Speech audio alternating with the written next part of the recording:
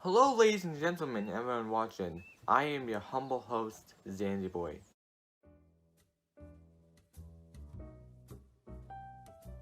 Gamer, a deceptively simple 5-letter word that's defined peak performance individuals, the most popular and social beings on our planet, in the chiseled six-pack, handsome, strong pioneers that'll lead us into our next evolutionary state. The human being has evolved from the monkey, but the human being will precede the gamer. I've become somewhat of a gamer myself recently. No, I'm nowhere as dashing as our Chad descendants, but I do have some accolades. I've 100% completed LEGO Star Wars The Complete Saga. I got to level 100 on Candy Crush. But most pressing of all these accomplishments, I have an over 600 score on chess.com, with a premium subscription, of course. And with all these impressive feats supporting my resume, what is next for me as a gamer? Well, after much deliberation, there's only one game that can even compare to my achievements, and that was The Legend of Zelda Breath of the Wild. Now, from what I can see, the game has done well enough for itself. It has a couple of modest accomplishments, a couple of YouTube video essays relating to it. But, all joking aside, this game is really incredible. Breath of the Wild transports you into this gorgeous open world terrain that allows for hours upon hours of gaming at one go. For me personally, I've spent over 55 hours in this game already, and I've only had it now for about 3 weeks. Usually, I would try and spend only a handful of hours a week on a game, but Breath of the Wild is something really magical and immerses yourself into its world. As someone who's very new to gaming in general, it does present a bit of a challenge for me. Not because I may find enemies difficult to beat at times, but because I would get so distracted and wanted to do something else that's along the way of my main objective. And in retrospect, the game is so beautiful and so abundant in different tasks that I can imagine people more familiar with me in this field being washed up with both of those aspects. From shrine quests to finding Korok seeds to doing even the most menial side missions. The Legend of Zelda Breath of the Wild provides an insane amount of fun and enjoyment.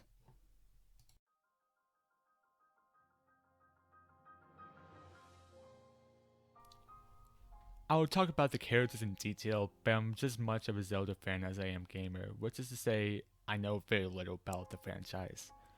For instance, I think the DLC inclusion of the Master Cycle is dumb and doesn't fit the world Breath of the Wild tries to encapsulate. Of course, a motorcycle is a modern technology, and Zelda to me seems to be this very medieval inspired environment that is a bit more advanced in its culture than the actual era it seems to replicate. For my own rationale, I compare Breath of the Wild to Avatar The Last Airbender. Avatar is more inspired by an older society and way of life, but it does have more modern technology, like the Fire Nation vehicles that were able to exist because of the abilities the characters possessed. But my friends kindly rebuked my claim and challenged that if cameras can exist in that universe, then why can't motorcycles? I digress. The point of the little side tangent was to offer that I know very little of what Zelda should be, and therefore offer how the characters should act and behave is limited on my part. For example, should Zelda be British? I don't know, but it's kind of hot, not gonna lie. However, here are my brief thoughts on some of the characters. I think it is a bit awkward not having Link speak, but I understand why the game has him that way. Link is supposed to be the player's eyes and ears into the story, and we as the players are meant to receive that information. Us playing as the protagonist should get a comprehension of the game's characters' motives and personalities, empathize and sympathize with them so that we get a closer attachment with them. Admittedly, yes, it is uncomfortable at points seeing Link just stand around, but if it comes at the expense of receiving more information and monologues from the game's side and main characters alike, then I perfectly accept it. The main thing about Breath of the Wild was the soundtrack. Like I said, the game's an open world, and in order to attain the perfect immersion into its story, It's a background music that should realistically complement the environment, and Breath of the Wild does that beautifully. Of course, most people talk about Cast the Bird's main theme as the pinnacle of the game's music selection, and I would have to absolutely agree with that sentiment. Whenever I have a shrine quest and I don't know what involves him, and I'm flying over the area on my paraglider, I hear his main theme and I get so excited. Kaz is like an old friend you haven't seen in a while, and when you do see him, it's the sensation of elation, overwhelming joy, and that comes down to his song, all in all. It's this upbeat song played on an accordion, all things, so it being played on such a whimsical instrument, it makes the theme sound so unique and so captivating. It makes me excited to see him, but from a distance because I don't want his song to end.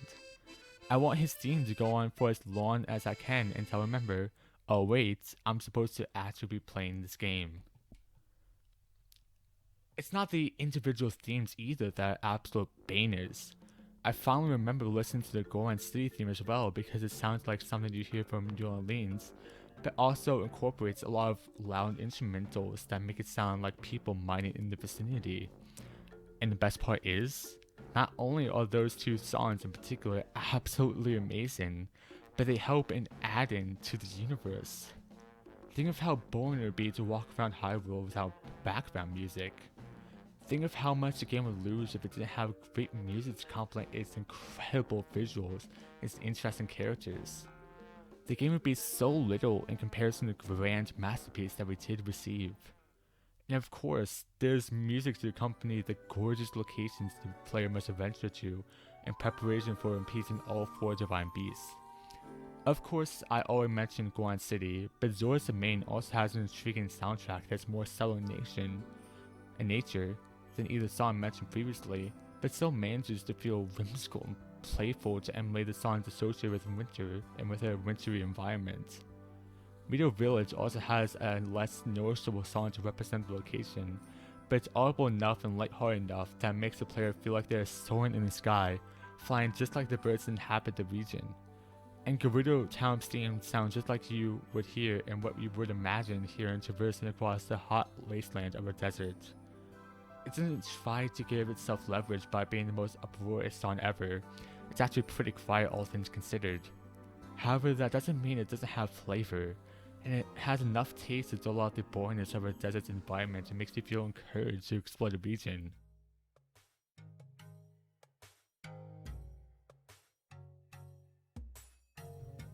Breath of the Wild is not only a great game for its visuals or its story, or if I was more of a Zelda fan, its characters.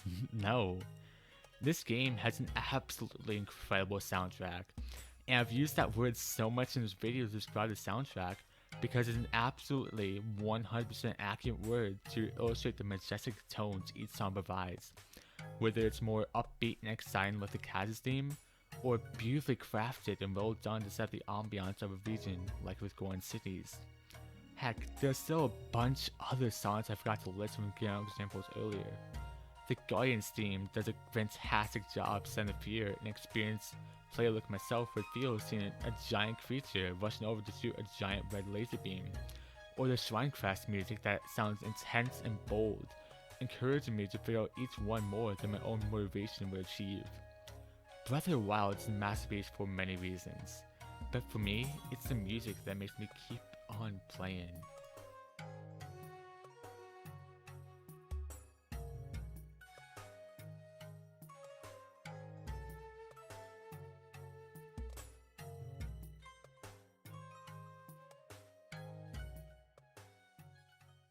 Stay Gucci.